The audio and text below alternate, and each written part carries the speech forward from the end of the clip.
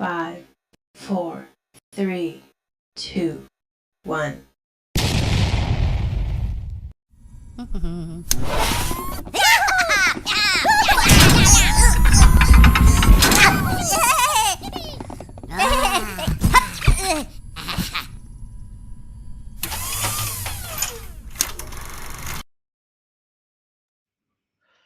அமுதான தமிழே நீ வாழி, என் ஆவியிலே கலந்து நாவினிலே தவழும் அமுதான தமிழே நீ வாழி. மதிப்பிற்குரிய விரிவுரையாளர் திரு இளங்குமரன் அவர்களே, அன்பிற்கினிய நண்பர்களே, உங்கள் அனைவருக்கும் எனது இனிய நல்வணக்கம்.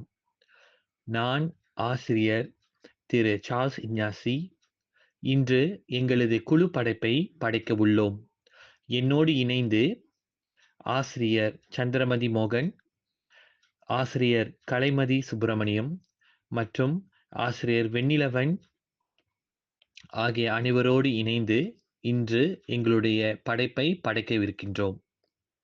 எங்களுடைய தலைப்பானது மொழிபெயர்ப்பில் பண்பாட்டு தாக்கம் ஒரு பார்வை.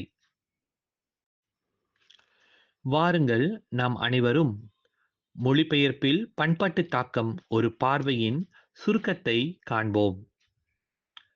இந்த படைப்பில் மொழிபெயர்ப்பில் பண்பாட்டு தாக்கத்தின் முக்கியத்துவத்தை பற்றி விவரிக்கிறது. 2 மொழிகளுக்கு இடையிலான அர்த்தங்களை மாற்றும் செயலில் பண்பாடு கவனிக்க வேண்டிய முக்கிய அம்சமாகும். மொழிபெயர்ப்பு என்பது மொழியியல் அம்சங்களை மட்டும் அல்லாது ஆழமான பண்பாட்டு கூறுகளையும் உள்ளடக்கியது ஆகும். இந்த படைப்பில் அர்த்தத்தை இழக்காமல் இருக்கவும், வாசகர்களின் உணர்வுகளை பாதிக்காமல் இருக்கவும், பண்பாட்டு வேறுபாடுகளை எவ்வாறு கையாளலாம் என்பதை எடுத்துரைக்கின்றது. தொடர்ந்து நம்முடைய இன்றைய தலைப்பு மொழிபெயர்ப்பில் பண்பாட்டின் தாக்கம் அப்படின்றத பார்க்கறதுக்கு முன்பாக, மொழிபெயர்ப்பு என்றால் என்ன, பண்பாடு என்றால் என்ன, மொழிபெயர்ப்பில் பண்பாடு என்பது எதை குறிக்குது, மொழிபெயர்ப்பில் பண்பாடோட தாக்கம் எங்கெல்லாம் இருக்கு அப்படின்றத நம்ம பார்க்க போறோம். அந்த வகையில் முதலாவதாக மொழிபெயர்ப்பு.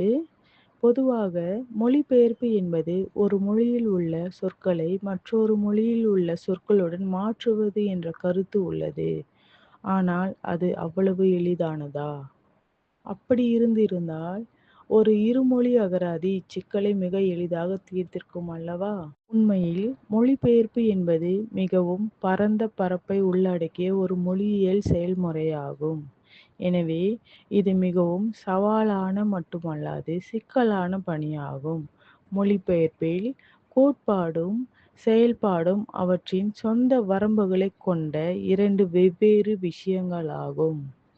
மொழிபெயர்ப்பு ஒரு சமூகத்தின் மரபுகள், நம்பிக்கைகள், உணர்வுகள், வாழ்வியல் நடைமுறைகள் போன்ற பண்பாட்டு சிறப்புகளையும் மொழியுடன் சேர்த்து மற்றொரு மொழிக்கு உரிய முறையில் மாற்றும் ஒரு நுணுக்கமான செயலாகும். இவற்றை மதிப்பளிக்காமல் மொழிபெயர்ப்பு செய்தால் அதன் உண்மை அர்த்தம், உணர்வு மற்றும் தாக்கம் இழக்கப்படும். ஒரு மூல மொழிப்பணுவலின் பொருளை அதற்கு இணையான இலக்கு மொழிப்பணுவலின் வழியாக வெளிப்படுத்துதலே மொழிபெயர்ப்பு. இந்த வரையறையை மொழிபெயர்ப்பு பற்றிய மிக அடிப்படையான ஒரு வரையறையாக கொள்ளலாம். இதில் அப்பணுவலுக்கு இணையான என்ற கூற்று கூர்ந்து கவனிக்கத்தக்கது. தொடர்ந்து பண்பாடு என்றால் என்னவென்று பார்ப்போம். சமூகவியல் அறிஞர்களின் கருத்தின்படி பண்பாடு என்பது வாழ்க்கை முறை என்பதாகும். ஒவ்வொரு மனித சமுதாயத்திற்கும் ஒரு பண்பாடு உண்டு. ஒரு சமுதாயத்தில் வாழுகின்ற பெரும்பான்மை மக்களின் ஒருமித்த நடத்தைகளையும் எண்ணங்களையும் அது வெளிப்படுத்தும். ஒரு சமுதாயத்தில் அமைந்துள்ள கலை, நம்பிக்கை, பழக்க வழக்கங்கள், மொழி, இலக்கியம், விழுமியங்கள் போன்றவை அந்த சமுதாயத்தின் பண்பாட்டு கூறுகள் எனப்படும். பண்பாடு என்பது மனித சமுதாயத்தின் வெளிப்படையான வளர்ச்சி, அறிவியல், தொழில்நுட்பம், சட்டம், நிர்வாகம், கட்டிடக்கலைகள், கல்வி ஆகியவற்றின் முன்னேற்றம் ஒரு சமூகத்தின் உயர்தர வாழ்வியல் முறை மற்றும் நாகரிகம் போன்றவற்றை காட்டும். தொடர்ந்து அறிமுகத்தில் நான் சொன்ன மாதிரி 3வது தலைப்பு மொழிபெயர்ப்பில் பண்பாடு அப்படின்றது என்னன்னு பார்ப்போம். மொழிபெயர்ப்பில் பண்பாடு என்பது வெறும் சொற்களை மாற்றுவது மட்டுமல்ல, அது ஒரு குறிப்பிட்ட மக்களின் பண்பாட்டை சொற்கள் வழியாக மாற்றும் செயல். ஒவ்வொரு மொழியும் தனித்துவமான சமூக அனுபவங்களையும் நடைமுறைகளையும் கொண்டிருக்கின்றது. மொழிபெயர்ப்பதால் ஒரு சமுதாயத்தின் பண்பாட்டை பிற சமுதாயத்தினரும் அறிந்து கொள்ளலாம். ஆனால் பண்பாடு சார்ந்த மொழிபெயர்ப்பது என்பது அவ்வளவு எளிதல்ல. சரி, அறிமுகத்துல சொன்ன மாதிரி மொழிபெயர்ப்பு என்றால் என்ன, பண்பாடு என்றால் என்ன, மொழிபெயர்ப்பில் பண்பாடு என்றால் என்ன அப்படின்றது இவ்வளவு நேரம் உங்களுக்கு நான் விளக்கியிருக்கேன். புரிஞ்சிருக்கும் அப்படின்னு நம்புறேன். தொடர்ந்து நம்மளுடைய தலைப்பு மொழிபெயர்ப்பில் பண்பாட்டு தாக்கம் அப்படின்றத பார்க்குறோம். பண்பாடு சார்ந்த மொழிபெயர்ப்பு என்பது ஒரு மொழியில் உள்ள பண்பாடு சொற்களையோ கூற்றுகளையோ மற்றொரு மொழிக்கு மாற்றும் செயல் மட்டும் அல்லாமல் அதனுடன் தொடர்புடைய மதம், பழக்கம், மரபு, உணர்வு மற்றும் சமூக வழக்கங்கள் போன்ற பண்பாட்டு அம்சங்களையும் உள்ளடக்கி உள்ளது. இதனை உணராமல் மொழிபெயர்க்கையில் பண்பாடு தாக்கம் ஏற்படுகிறது. அந்த வகையில் பண்பாடு மொழிபெயர்ப்பில் எப்படி தாக்கம் ஏற்படுத்துகிறது? ஒவ்வொரு மொழியும் ஒரு பண்பாட்டின் பின்புலத்தில் உருவாகி வளர்கிறது. ஒரு மொழியில் உள்ள சொற்கள், கருத்துகள், நடைமுறைகள் மற்றொரு மொழி பேசும் சமூகத்தில் அதே நேரடி அமைப்போடு இல்லாமல் இருக்கலாம். அதனால் ஒரு சொல்லை மொழிபெயர்க்கும் போது அதன் நாகரிக அல்லது பண்பாட்டு சூழ்நிலையும் புரிந்து கொண்டுதான் மொழிபெயர்க்க வேண்டும். உதாரணமாக, ஹவுஸ் ஆஃப் காமன்ஸ் அப்படின்ற ஆங்கில சொல். இச்சொல்லை நேரடி மொழிபெயர்ப்பு செய்தால் பொதுமக்களின் வீடு என்று மொழிபெயர்ப்போம். ஆனால் ஒரு சொல்லை மொழிபெயர்க்கும் முன் அச்சொல் உருவான இடம், அச்சொல்லின் பண்பாடு அறிந்து மொழிபெயர்க்க வேண்டும். அப்படி பார்த்தோமானால் இச்சொல் UK நாட்டில் அரசியல் கூட்டங்கள் நடத்தும் இடத்தை குறிக்கின்றது. மொழிபெயர்ப்பில் பண்பாடு தாக்கம் ஏற்படும் சில இடங்கள். முதலாவதாக, இன வழக்கம் மற்றும் மரபுகளை எடுத்துரைக்கும் சில உதாரணங்கள். உரையாடல்களை மொழிபெயர்க்கும் போது மலாயில் அப்பா கபார் என்று கொடுக்கப்பட்டிருந்தாலும் அச்சொல்லை தமிழில் மொழிபெயர்க்கும் போது தாங்கள் எப்படி இருக்கிறீர்கள் அல்லது நீங்கள் எப்படி இருக்கிறீர்கள் என்றுதான் நாம் மொழிபெயர்க்கின்றோம். இவை நேரடி மொழிபெயர்ப்பாக இருக்காமல் பண்பாட்டின் அடிப்படையிலான மதிப்புரைகளுடன் மொழிபெயர்க்கப்பட வேண்டும்.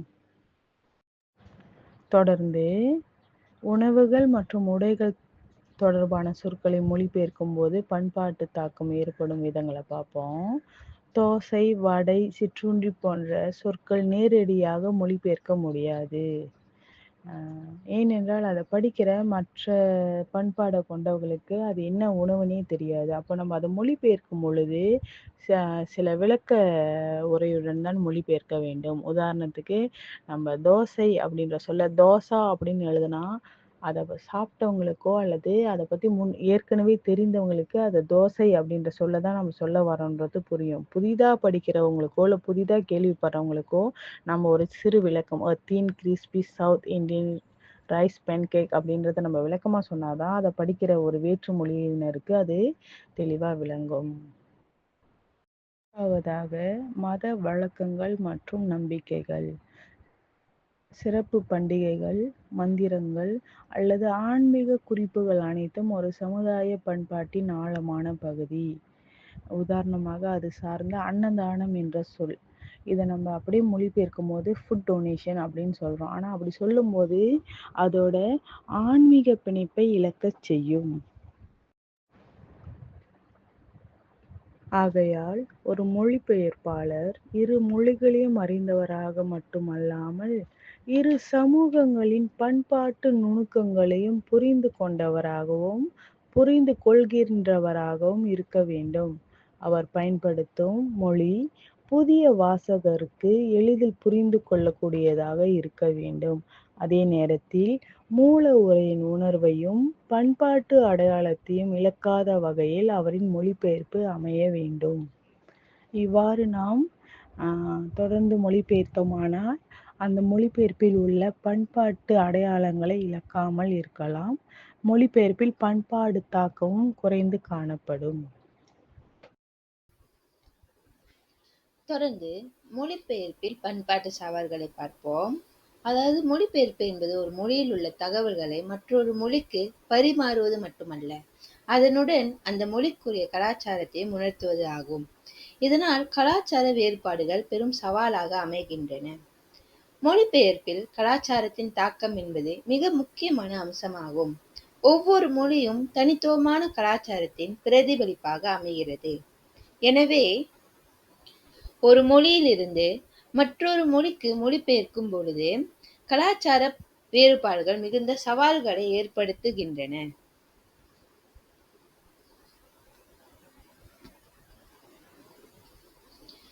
தொடர்ந்து மொழிபெயர்ப்பில் பண்பாட்டு சவால்களை மூன்றனை காண்போம். அதாவது முதலில் பொருள் மாற்றம், இரண்டாவதாக நகைச்சுவையில் பண்பாடு சவால்கள், மூன்றாவதாக பண்பாட்டில் மொழி சிதைவு.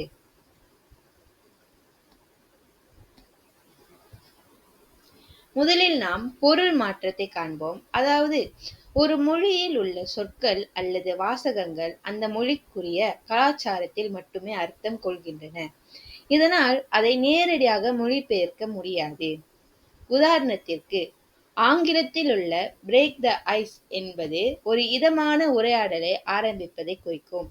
ஆனால் இதனை தமிழில் நேரடியாக மொழிபெயர்க்கும் போது அது பனியை உடைத்தல் என்பது அதன் உண்மையான பொருளாகி விடுகின்றது. இதனால் அந்த ஆங்கிலத்திலிருந்து தமிழில் பொருள் மாற்றம் ஏற்படுகின்றன. தொடர்ந்து பிரேக் a leg, இதுவும் அதே போலத்தான். அதாவது தமிழில் தவறான மொழிபெயர்ப்பு செய்யப்பட்டுள்ளது. உதாரணத்திற்கு, பிரேக் a leg என்பது கால் உடைந்து விடு என்பதனை மொழிபெயர்க்கப்பட்டுள்ளது. ஆனால் இதன் உண்மையான பொருள் என்னவென்றால் குட் லக் என்பது ஆகும். பிரேக் a leg என்பதை தமிழில் மொழிபெயர்ப்பு செய்தால் பொருள் மாற்றம் ஆகிவிடுகின்றது. இதனால் புரியாமலும் போய் விடுகின்றது. இதனால் நேரடி மொழிபெயர்ப்பு செய்யும் பொழுது அதனின் பொருள் மாற்றம் அடைகின்றது. தொடர்ந்து கபாலி திரைப்படத்தில், அதாவது ரஜினிகாந்த் நடித்த கபாலி திரைப்படத்தில் மகிழ்ச்சி என்று அவர் படம் முழுவதும் கூறியிருப்பார். அதனை நாம் வசன வரியில் காணும் பொழுது சியர்ஸ் என்று மொழிபெயர்க்கப்பட்டிருக்கும். இதனால் அதன் உண்மையான உணர்வு மற்றும் ரஜினிகாந்தின் தனித்துவமான பாணி குறைவாக பிரதிபலிக்கப்பட்டது. தொடர்ந்து நகைச்சுவையில் பண்பாடு சவால்களை காண்போம். அதாவது நகைச்சுவையும் மொழி சிறப்புகளும் மொழிக்கு மட்டுமே உரியவை. இதனை மற்றொரு மொழிக்கு துல்லியமாக மாற்றுவது கடினமாகும். நகைச்சுவை என்பது ஒரே மொழி மட்டுமல்ல, அந்த கலாச்சார சூழல் மற்றும் மனோதத்துவத்துடன் இணைந்தது. நகைச்சுவை ஒரு நாட்டில் சிரிப்பை ஏற்படுத்தினாலும் இன்னொரு நாட்டில் அது புரியாமல் இருக்கலாம்.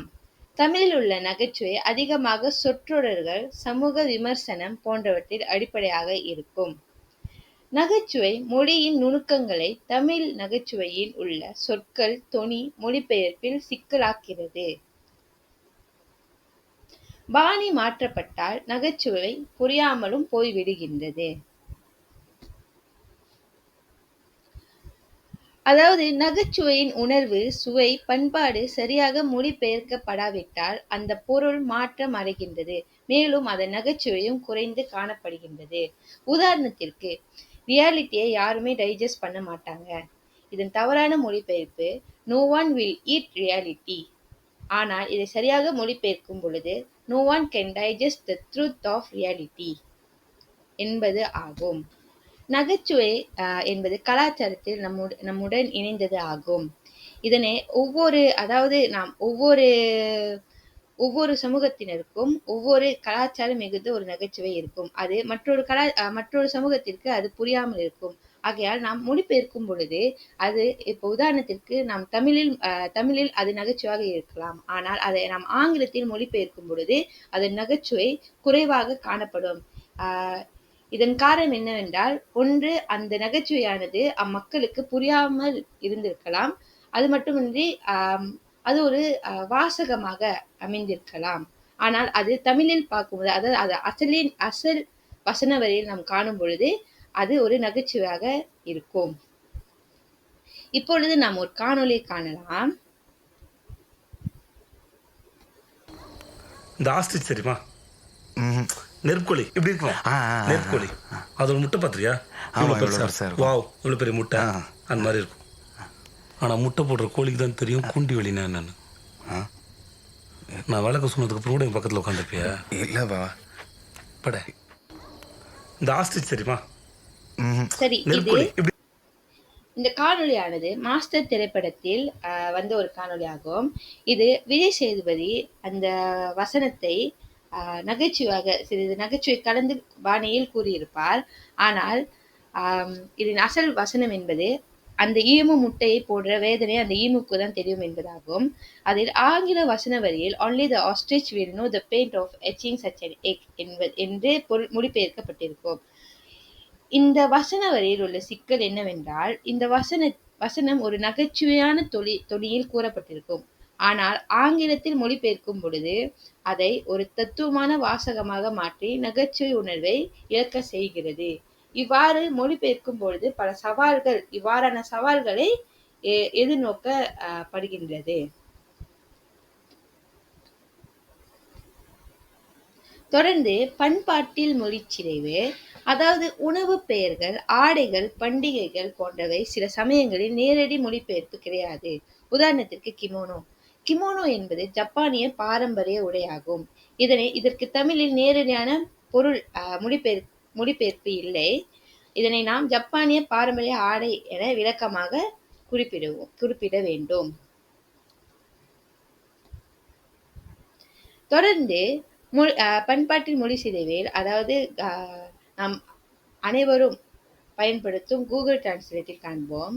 அதாவது முதலில் ஐஸ்கிரீம், இது ஆங்கிலத்தில் ஐஸ்கிரீம் என்று நாம் குறிப்பிடுவோம். ஆனால் இது தமிழில் மொழிபெயர்ப்பு கூகுள் டிரான்ஸ்லேட் பண்ணும் பொழுது அது நேரடி மொழிபெயர்ப்பாக ஐஸ்கிரீம் என்று நமக்கு மொழிபெயர்த்து கொடுக்கின்றது.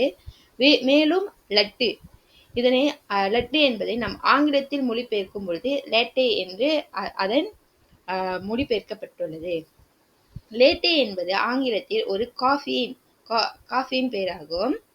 தொடர்ந்து சோங்சாம் ட்ரெஸ், இதனை தமிழில் மொழிபெயர்க்கும் பொழுது அது நேரடி மொழிபெயர்ப்பை நமக்கு கொடுக்கின்றது. உதாரணத்திற்கு சோங்சாம் உடை, இதுவும் ஜப்பானிய பாரம்பரிய உடை போலதான் குறிப்பிடுகின்றது.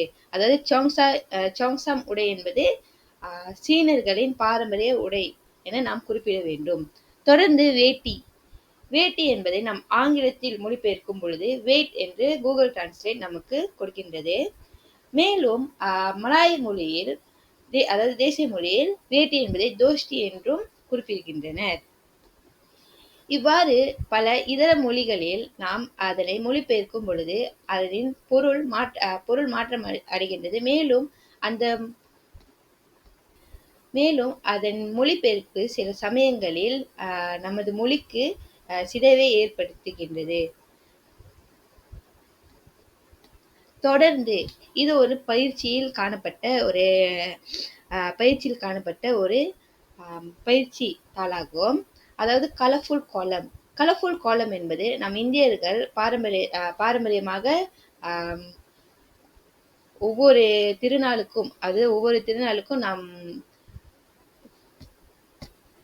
வாசலில் இடும் ஒரு கோலமாகும். இதனை ஆங்கிலத்தில் கோலம் என்று குறிப்பிட்டுள்ளன. அதாவது கலர்ஃபுல் கோலம் என்று குறிப்பிட்டுள்ளன. கோலம் என்பது ஆங்கிலத்தில் ஒரு சொல் உண்டு. அதாவது கணிதத்தில் கோலம் என்பது நம் டேபிள், அதாவது நம் ஜடுவாலில் நம்ம வந்துட்டு போட்டிருக்கோம். அந்த காலம்னு வந்துட்டு ஒரு ஒரு பெயரே நமக்கு இருக்கு. இதை வந்து நம்ம தமிழ்ல பார்க்கும் பொழுது வந்துட்டு காலம் வந்து அதோட பொருள் வந்து மாறுபட்டிருக்கு. அதனால வந்துட்டு இங்க வந்து மொழிச்சிதைவு ஏற்பட்டிருக்கு. மேலும் வந்துட்டு ஸ்பைசி மருக்கு. நாம் தமிழ்ல வந்துட்டு இதை முறுக்கு என்று குறிப்பிடுவோம். ஆனால் இதை வந்துட்டு ஆங்கிலத்தில் ஸ்பைசி மருக்கும், இன்னொரு பல மொழிகளிலும் இதை மருக்கு என்று குறிப்பிடுகின்றனர். ஆனால் இதன் உண்மையான உண்மையான உச்சரிப்பு முறுக்கு என்று தமிழர்கள் கூறுவோம். ஆனால் இதை பல மற்ற மொழிக்காரர்கள் வந்து இதனை வந்து மருக்கு என்றே குறிப்பிடுகின்றனர். மேலும் லட்டு இதனை நேரடி மொழிபெயர்ப்பு செய்யப்பட்டுள்ளது. இவ்வாறு பல மொழிபெயர்ப்பில் பல சவால்கள் நமக்கு ஏற்படுகின்றன. அதாவது நேரடி மொழிபெயர்ப்பு செய்யும் பொழுது அதனின் பொருள் மாற்றம், நகைச்சுவையில் பண்பாட்டு சவால்கள். அதாவது நாம் நகைச்சுவையை பிற மொழிக்கு மாற்றும் பொழுது அதனின் நகைச்சுவை குறைவாக காணப்படுகின்றது. மேலும் வந்து பண்பாட்டில் மொழிச்சிதைவு, அதாவது இவ்வாறு கூகுள் டிரான்ஸ்லேட், மேலும் வந்துட்டு பல பயிற்சி தாள், இன்னும் பல மொழிகள்ல வந்துட்டு மொழிகளை மொழிபெயர்க்கும் பொழுது அதனின் பொருள் மாற்றமும் அடைகின்றது. மேலும் அதனை நேரடி மொழிபெயர்ப்பு செய்யும் பொழுது அதனின் உச்சரிப்பு மாறுபடுகின்றது. ஆகையால் இவ்வாறான சவால்களை நாம் மொழிபெயர்ப்பு செய்யும் பொழுது எதிர்நோக்குகின்றோம். அனைவருக்கும் அன்பு வணக்கம். பண்பாட்டு வேறுபாடுகளை எதிர்கொள்ளும் உத்திகள் பற்றி சிலவற்றை காண்போம். பண்பாடு வேறுபாடுகளை எதிர்கொள்ளும் உத்திகளை மொழிபெயர்ப்பு துறையில் வல்லுநர்கள் பல உத்திகளை பரிந்துரைத்துள்ளனர். அவற்றில் பண்பாட்டு ஏற்றத்துக்கேற்ப மாற்றம் இது முதல் உத்தியாகும். அதாவது உரையை அந்தந்த பண்பாட்டை சிதைக்காமல் புரியும்படியும் பண்பாடு மாற்றம் காணாமலும் மொழிபெயர்ப்பு செய்தல். உதாரணத்திற்கு, இந்தியர்களும் மலாய்க்காரர்களும் கையால் உணவை உண்ணுதல், சீனர்கள் குச்சியை வைத்து உணவை உண்ணுதல். இந்த உதாரணம் ஒரு பண்பாட்டை சிதைக்காமல் புரியும்படி அதன் மாற்றத்தையும் வெளிப்படையாக காணாமல் மொழிபெயர்ப்பு செய்தல். இதுவே பண்பாட்டு ஏற்றத்துக்கேற்ப மாற்றம் செய்வதற்கான உதாரணமாகும். தொடர்ந்து இரண்டாவதாக விளக்கம் அல்லது குறிப்புகள். வாசகர்களுக்காக அடிக்குறிப்புகள் அல்லது விளக்கங்களை வழங்குவது.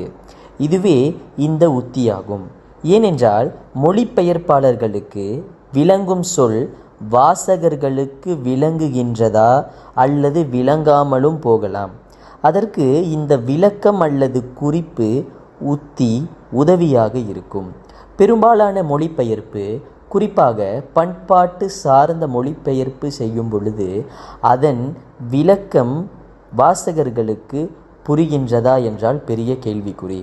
இதற்காக இந்த விளக்கம் அல்லது குறிப்புகள் உத்தி மிகவும் முக்கியமானதாகும்.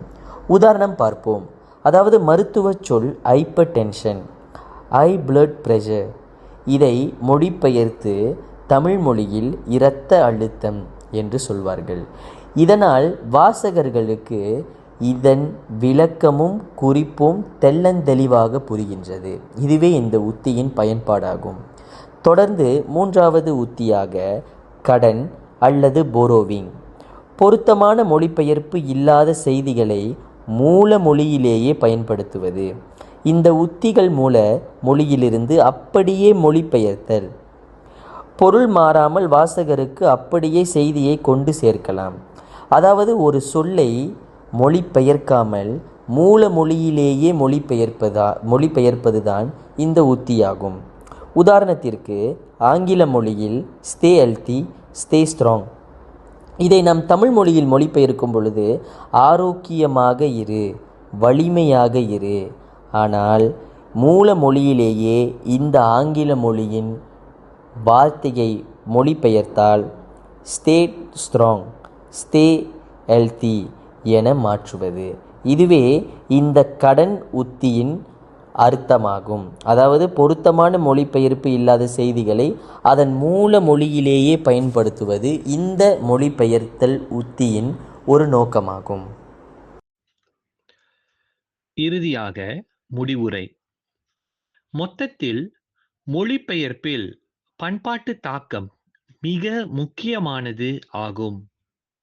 மொழிபெயர்ப்பாளர்கள் இரு பண்பாடுகளையும் ஆழமாக புரிந்து கொள்ள வேண்டும்.